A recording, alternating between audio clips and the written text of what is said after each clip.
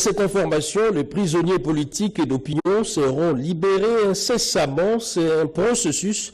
C'est donc le propos du président du Conseil national de suivi de l'accord, Joseph Olenga-Nkoy, au sortir de l'audience que lui a accordé le président de la République, Félix Antoine Tshilombo Tshisekedi. Les détails dans ses commentaires. Suivez. Cette rencontre entre le président de la République, chef de l'État, Félix Antoine Tshisekedi Tshilombo, et les présidents de Sensa, à la Cité de l'Union africaine, rentre dans le cadre de la libération des prisonniers politiques et d'opinion, tel qu'annoncé au cours de sa dernière sortie politique à Limete. Le président de Sensa a dit avoir examiné avec le magistrat suprême des dossiers en rapport avec des politiciens congolais partis en exil et les dossiers Kamwena Sapo. Joseph Olenga-Nkoy a fait savoir que la libération et les dédommagements des familles des victimes n'est qu'une question de temps. Il a indiqué que le ministre de la Justice jouera un rôle important, que la mission de son institution prendra fin avec la clôture de toutes les élections prévues au calendrier de la CENI. Je suis venu rencontrer le chef de l'État en ma qualité du président du Sensa. Et je crois que vous savez qu'il y a eu un accord.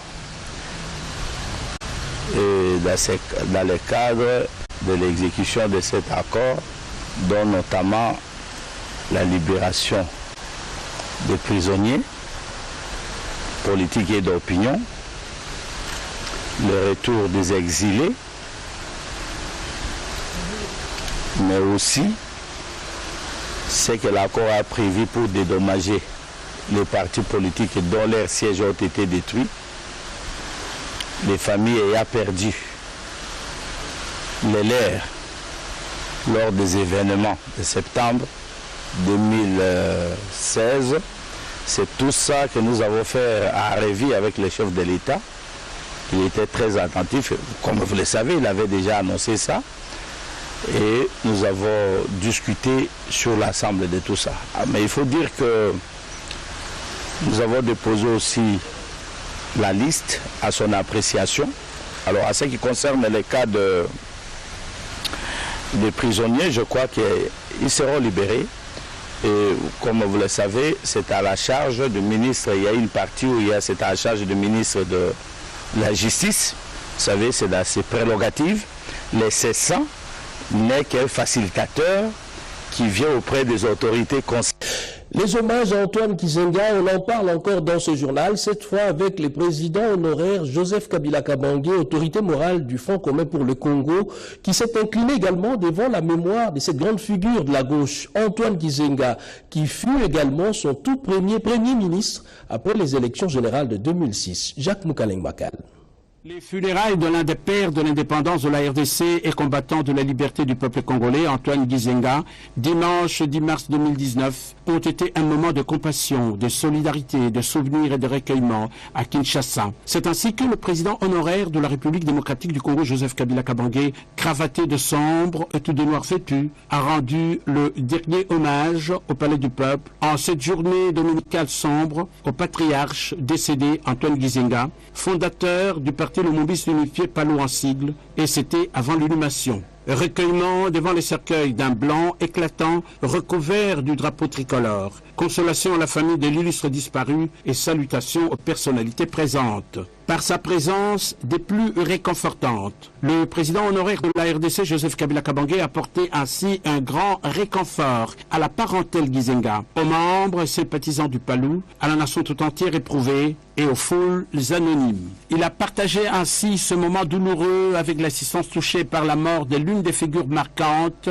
de l'indépendance du Congo, Antoine Gizenga, compagnon jadis du Premier ministre Patrice Emery Lumumba vers les années 60 et ancien Premier ministre en 2006 sous la mandature du Raïs Joseph Kabila Kabange, aujourd'hui autorité morale de la majorité parlementaire du Front commun pour le Congo. Il est à retenir que bien des personnalités nationales et provinciales de divers horizons ont fait le déplacement pour le Palais du Peuple afin d'apporter le réconfort souhaité aux éplorés de la grande famille Antoine Gizenga chagriné. De toute évidence, le président honoraire de la République démocratique démocratique du Congo a eu de la compassion pour la nation, le Palou et ses compatriotes bouleversés. Attaché aux valeurs patriotiques et républicaines qu'incarnait le baobab nonagénaire Antoine Gizenga, le Raïs a rendu le dernier hommage à ce grand homme dont l'existence a été consacrée à la lutte pour la démocratie, la liberté, la grandeur de la République démocratique du Congo. Valeurs que Patrice Emery Lumumba a sémé de génération en génération et dont la sémence a germé à travers le défunt MZ Laurent Désiré Kabila, figure emblématique de la révolution du 17 mai. Aussitôt le recueillement terminé, le président honoraire de la RDC, Joseph Kabila Kabange, autorité morale de la majorité parlementaire du Front commun pour le Congo, a pris congé de tout le monde dans le hall du Palais du Peuple, inondé d'une foule attristée. Dehors, il s'est dirigé vers la Jeep que les gens en liesse entouraient. Quelques bribes d'échange dans une atmosphère sympathique. Le Raïs Joseph Kabila Kabange, dans sa 4x4, est parti pour le centre-ville de Kinshasa. Devoir accompli, dernier hommage rendu au patriarche Gizenga. Nouvelle configuration, nouvelle législature, nouveau bureau au sein des assemblées provinciales. Comment se présente justement ce nouveau paysage au sein des organes législatifs provinciaux? Jessica Bassele nous a rejoint sur ce plateau pour en parler. Bonsoir Jessie. Bonsoir, c'était La nouvelle est tombée. Quelques assemblées provinciales du pays ont leur bureau définitif. Comment est-ce que ça se présente dans la pratique? Jusque-là, sur des résultats que nous avons pu récolter pour tous les téléspectateurs, l'opposition avec la plateforme Ensemble de Moïse Katumbi qui a pu gagner la province du Kasaï central avec le sénateur honoraire Patrice Aimé Sessanga qui devient le provincial du Kasaï central. Dans le Congo central, le docteur Matousila qui est de Lamouka avec Abako qui devient également le président de cette assemblée provinciale. Il faudrait dire également pour l'opposition, c'est dans le sud d'Ubangi où le MLC a pu gagner la première vice-présidence ainsi que la question. Mais pour les autres provinces, il n'y a que le FCC qui a raflé la mise. Et on parle également de forces politiques présentes. Est-ce qu'on peut avoir une idée s'il faut faire l'analogie entre l'ancienne configuration des bureaux définitifs des assemblées provinciales antérieures et les actuels bureaux? Y a-t-il des changements notables? Pas tellement avec la conférence politique actuelle. Dans l'équilibre des forces. Dans l'équilibre des forces, le FCC continue à la majorité, pratiquement dans toutes les provinces, hormis Kasaï central, hormis le Congo, pardon, le Kasaï central, le Congo central, également dans le Kasaï oriental également, où l'opposition a rappelé, mais pour toutes les autres provinces que je vais devoir donner, dans le cas par exemple du Haut-Lomami, où héritier Katangula Kamwisha est le nouveau président, il est du FCC. Pour le Kasaï central, Yves Mwamba qui est de l'opposition, il dépêche Tshisekedi qui est le nouveau président. Pour le Lualaba, c'est le président sortant, lui Kamomi Chimbo du PPRD qui a été réélu.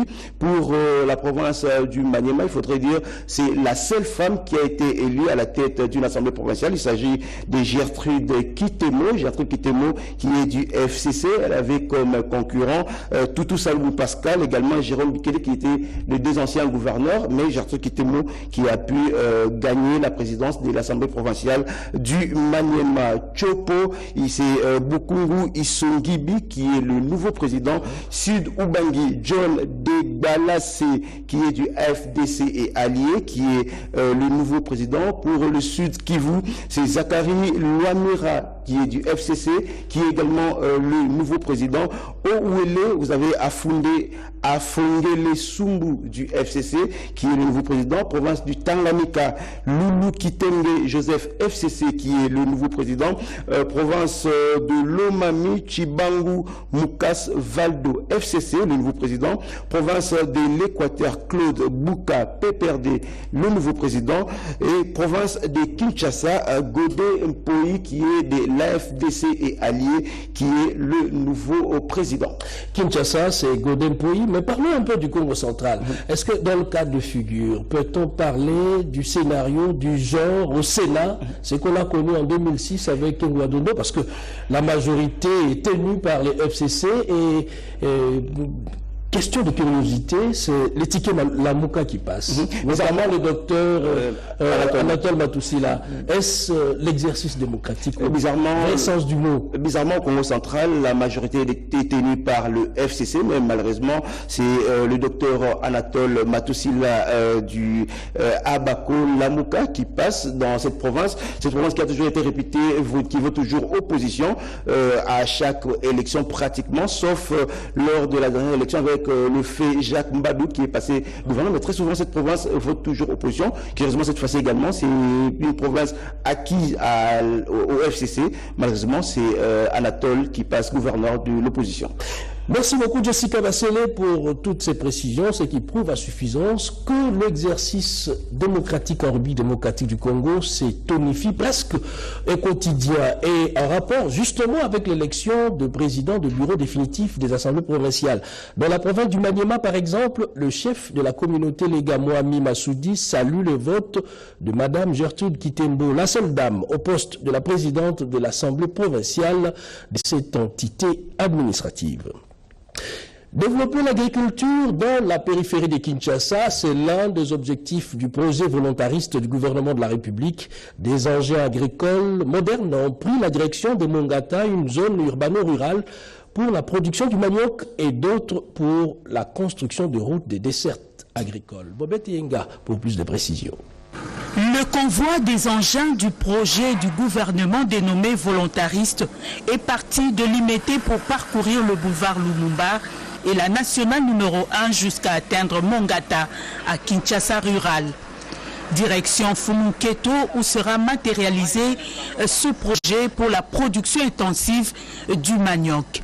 Tout le matériel affiche désormais complet pour le lancement des travaux d'aménagement des routes de dessertes agricoles dans cette partie du pays, mais également pour le lancement des activités agricoles pour le site de Mongata. Dans la recherche des solutions idoines pour la RDC, par l'entremise du ministère de l'Agriculture, a ciblé quelques sites pour renforcer la production des produits de grande consommation, notamment le manioc comme ici à Mongata, le riz à Louosi, le maïs à KCC et autres haricots et arachides, pour ne citer que cela. Pour rappel, 6 provinces pilotes sont concernées par ce projet de grande envergure et d'intérêt national. Mobiliser plus, financer mieux, c'est le nouveau concept au Fonds de promotion de l'industrie. Pour ce faire, le directeur général adjoint de cet établissement public a lancé officiellement les travaux de l'atelier sur le renforcement des capacités des responsables des entités provinciales sur la taxe de promotion de l'industrie, la TPI. Images et commentaires. Dans sa nouvelle vision managériale, le Fonds de promotion de l'industrie compte optimiser ses ressources par la mobilisation de la TPI, les recouvrements de prêts, mais aussi des ressources externes. C'est là pour la réalisation des investissements, des viabilisations et des pré-viabilisations dans les zones des projets à financer. La réalisation des projets d'investissement du secteur privé suivant les développements des chaînes de valeur. Réalisation des projets sectoriels structurants avec effet propagateur sur l'agro-industrie, la réalisation des recherches appliquées susceptibles d'avoir un impact sur l'industrie locale. Cette vision se résume par les concepts mobiliser plus, financer mieux. C'est la raison d'être d'ailleurs de cet atelier résidentiel des renforcements des capacités en faveur des responsables des entités provinciales et autres cadres de cet établissement public. C'est dans le cadre d'un réarmement technique de nos différents chefs d'entité pour les amener à s'impliquer davantage dans la mobilisation de la TPI qui est notre ressource principale d'IFPI. Nous avons constaté qu'il y a une amélioration parce qu'avant nos recettes étaient d'environ 4 à 5 milliards de francs congolais, mais aujourd'hui nous avons une moyenne de 14,6 milliards de francs congolais. À l'issue de ces travaux de 3 jours, de nouvelles assignations seront fixées aux entités provinciales et les responsables de ces entités vont procéder à la signature des contrats de performance sur place même dans la ville portuaire de Matadi. Je le disais tout à l'heure dans le titre, c'est un ras-le-bol et ils veulent en finir définitivement. Les employés, la plupart des magasins tenus par les Indo-Pakistanais, y compris les Chinois, sont dans la rue depuis ce matin. Ils réclament l'amélioration des conditions de travail. Eddie Chala nous en parle justement dans ses reportages. Pour un début de semaine, c'est un désastre économique. Ils en ont ras-le-bol. Ils veulent que ce traitement dégradant dont ils sont victimes cesse. Les travailleurs des magasins tenus par Indiens, Pakistanais, Libanais et autres Chinois n'en peuvent plus. Pour 26 jours le mois, avec un horaire de travail arbitraire, un salaire de misère, on se croirait dans un territoire conquis à l'époque du colonisateur. Unanimement, ils en appellent à l'autorité du pays dont ils sont des citoyens. Nous disons non et non, non et non à l'injustice. Il faudra qu'il y ait la réelle application des textes. Nous demandons l'implication du président de la République. Nous demandons l'implication du ministre ayant dans ses attributions le travail et la prévoyance sociale. D'essayer un peu de régulariser ces problèmes, d'essayer un peu de voir comment encadrer ces secteurs, parce qu'il y a vraiment du vrai désordre. L'état de droit s'impose, l'ordre aussi doit être là. Dans leurs revendications du reste légitime, ils relèvent aussi le mépris dont sont victimes les agents de police commis à la garde de ces néo-négriers. Policiers na biso baza na valeur au moins indien azobemisa capitaine sac ou bien policier azokombola liboso magasin yango ba doit déclarer pour biso. Imaginez un tel comportement de la part d'un Congolais dans un des pays dont sont originaires ces Asiatiques serait tout simplement chimérique. Pourquoi eux le font-ils chez les Congolais? La question mérite bien une réponse urgente. Au-delà de la présentation des produits fruits du génie féminin, la foire de l'entreprise et ce message de condoléances du chef de l'État à la suite du crash de l'avion de la compagnie Ethiopian Airlines survenu le 10 mars 2019. Excellence, Madame la Présidente de la République, c'est avec consternation que j'ai appris l'horrible nouvelle du crash aérien du Boeing 737 de la compagnie Ethiopian Airlines survenu dans la journée du dimanche 10 mars 2019. Au nom du peuple congolais, des institutions de la République démocratique du Congo ainsi qu'aux miens propres, je tiens à vous faire part de notre compassion et solidarité dans cette douloureuse épreuve. En raison de liens d'amitié et de fraternité unissant si heureusement nos peuples, puisse la République sœur d'Éthiopie, tous nos autres pays dont les ressortissants ont péri dans cet accident et les familles des victimes, trouver ici l'expression sincère de mes condoléances les plus attristées. Communiqué signé Félix Antoine Tshisekedi Tshilombo, président de la République. La situation sécuritaire dans le Nord Kivu a figuré au centre des échanges entre les présidents du bureau provisoire de l'Assemblée nationale, Pierre Maloka, et les élus du peuple de ces coins du pays. Des échanges en présence du vice-premier ministre, ministre de l'Intérieur et Sécurité, Basile Longo-Pongo. Pour Saint-Ichungu sur les images de Bernard Bodo.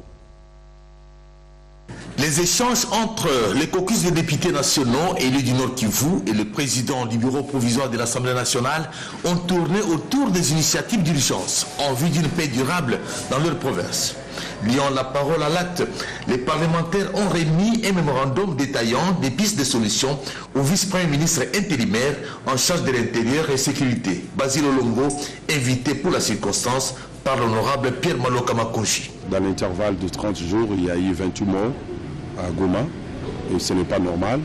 Nous, à notre niveau, nous sommes en réunion en train de travailler avec le responsable de la police, le responsable au niveau de la sécurité, pour mettre fin à ce qui se passe dans les Nord Kivu en général et à Goma en particulier. Il y a une délégation rapidement qui va descendre sur le lieu pour contribuer à la recherche de la paix dans ces coins, ce qui doit être fait immédiatement. Les élus du Nord Kivu, visiblement satisfaits, ont salué la qualité de la rencontre qui augure l'espoir d'une paix retrouvée. Le VPM s'est montré très réceptif par rapport à la situation de détresse qui se passe non seulement à Goma, mais aussi à Massissi, à Lubero, Rutshuru, Nyiragongo, à Beni. Walikale, il a promis d'accompagner les recommandations que nous lui avons remises en vue de trouver une réponse à cette grande question. Ces échanges ouverts au numéro 1 de l'intérieur et sécurité entre les élus du Nord Kivu et le président du bureau provisoire de l'Assemblée nationale interviennent après ceux de la même caractéristique avec les caucus des députés nationaux élus de la Tchopo. Et dans le même chapitre, les Cuba et la RDC consolident leurs échanges d'expériences parlementaires. Eh bien, le président du Sénat, Léon Kengo-Adondo, a reçu l'ambassadeur de ces pays en poste à Kinshasa, venu transmettre un message du pouvoir législatif cubain. Les comptes rendus dans ce commentaire de Bertin Ikofo-Issaoso sur les images de John Kayumba. L'essai du sénateur Yerodia Abdoulaye Ndombassi n'a pas laissé indifférent le Cuba. Plus de 2 semaines après, le président de l'Assemblée nationale du pouvoir populaire de Cuba, Esteban Lazo Hernandez, a envoyé un message de condoléances au président du Sénat, Léon Kengo-Adondo, mieux vaut tard que jamais. Au nom de tous les députés de son institution, il souligne le lien intime du sénateur Yerodia avec le Cuba et Che Guevara, des liens que nul ne pouvait distendre. Il salue la mémoire d'un infatigable défenseur des causes du peuple cubain et de celui qui a contribué de manière extraordinaire au renforcement des relations entre les deux pays et les deux gouvernements. Le message a été transmis au président du Sénat par l'ambassadeur de la République de Cuba en RDC, Madame Eva Yoling Silva Walker. C'est un message de grande tristesse pour la perte de l'honorable Gerodias. Il était un grand ami de Cuba, de la révolution cubaine. Et pour nous, comme un révolutionnaire, c'est une grande perte.